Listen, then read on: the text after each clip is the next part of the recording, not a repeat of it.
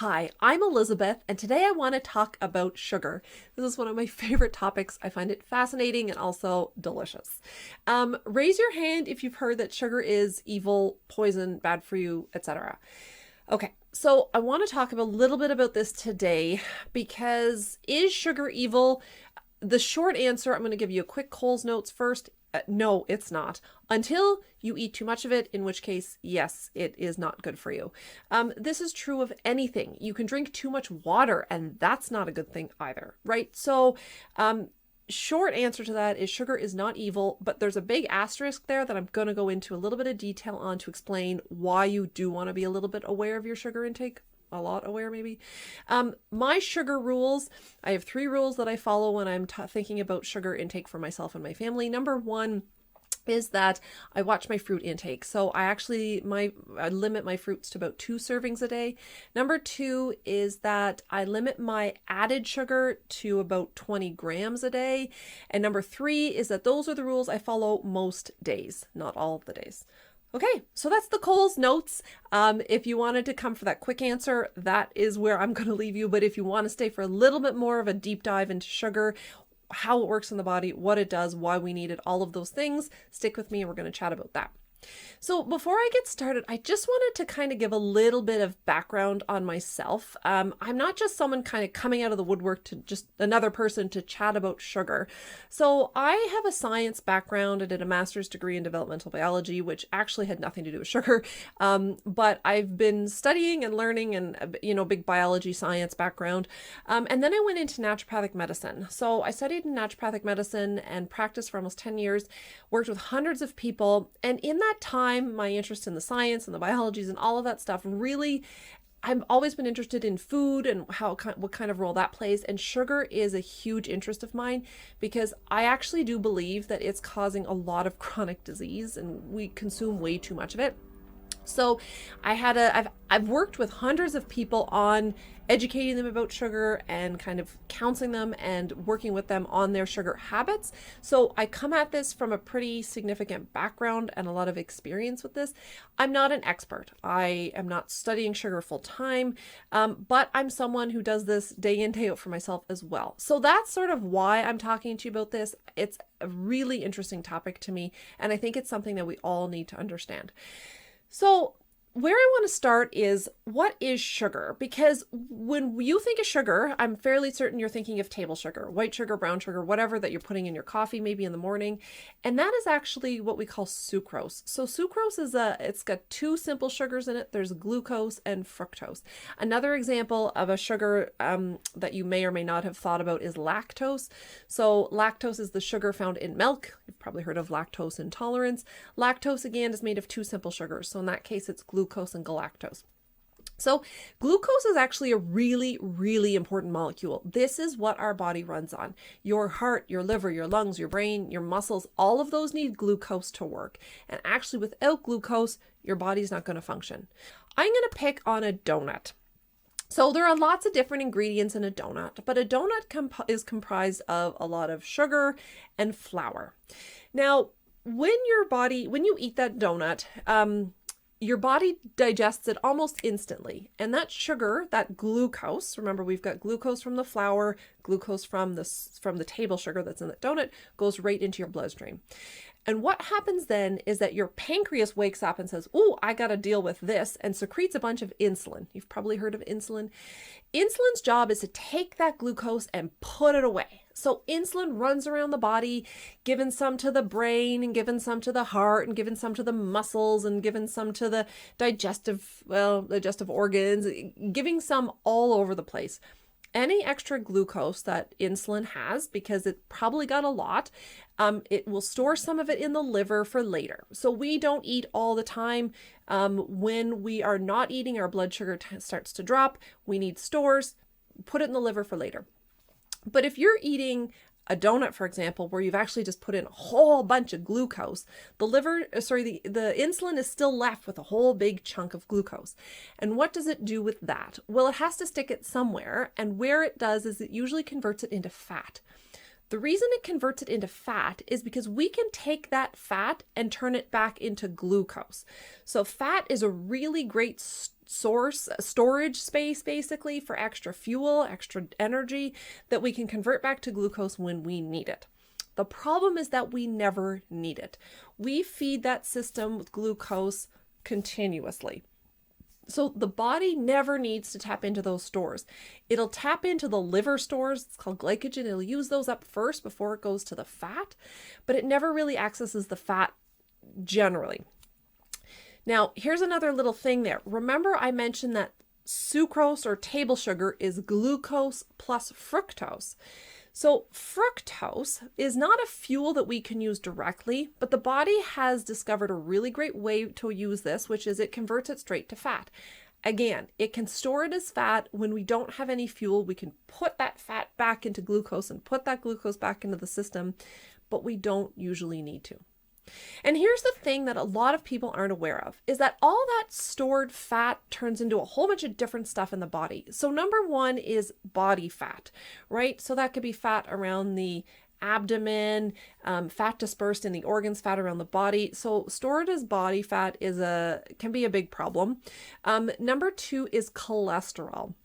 This is something that is completely misunderstood and not well understood by most people, is that the carbohydrates that you choose have just as much impact, if not more, on your blood cholesterol than the cholesterol that you eat.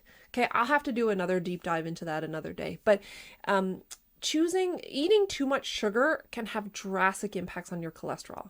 And the other thing that I've seen clinically, actually more than I would have expected, is it stores that extra fat in the liver. And this is not as a fuel, like a sugar fuel, this is as fat. And fatty liver is becoming more and more and more common. And actually fatty liver has all sorts of end of the line problems. Liver failure being the final destination on that. It's all reversible though. So other than storing all that extra sugar as fat, what are the other problems with sugar? Well, there are a couple key ones. So let's say you're just eating donuts, you're enjoying your donuts all day. Well, that's fueling the glucose and the fructose into the body constantly.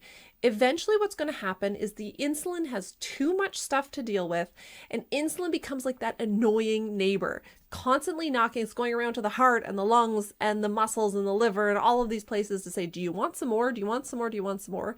And eventually, just like you with your annoying neighbor who's constantly knocking on your door asking if you need anything, you stop answering the door. And that's what happens in our body. This is called insulin resistance.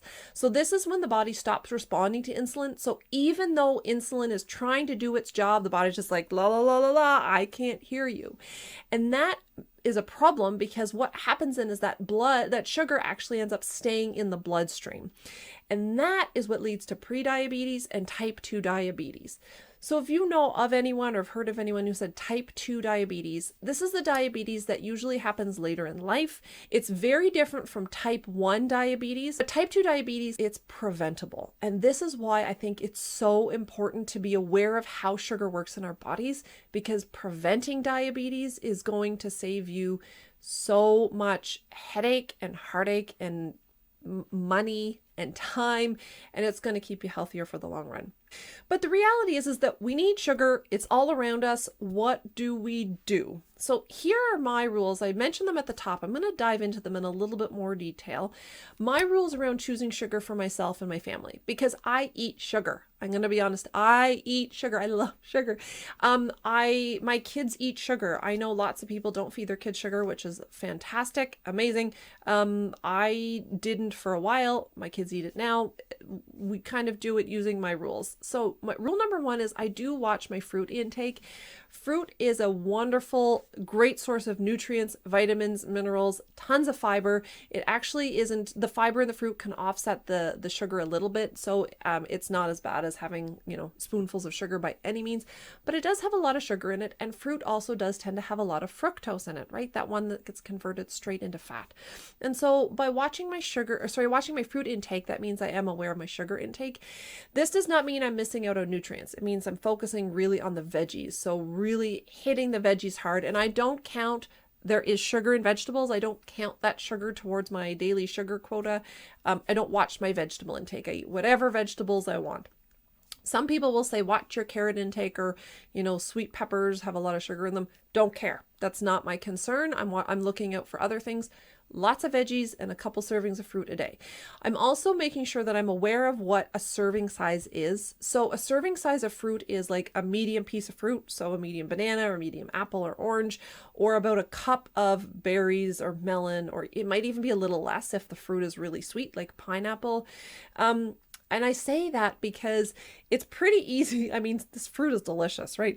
It's pretty easy to sit down and eat a couple cups of melon, but there's your 2 servings of fruit for the day.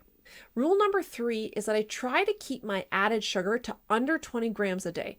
Now, what I mean by added sugar is sugar that isn't coming, that would be kind of like on a label or on something that should be labeled.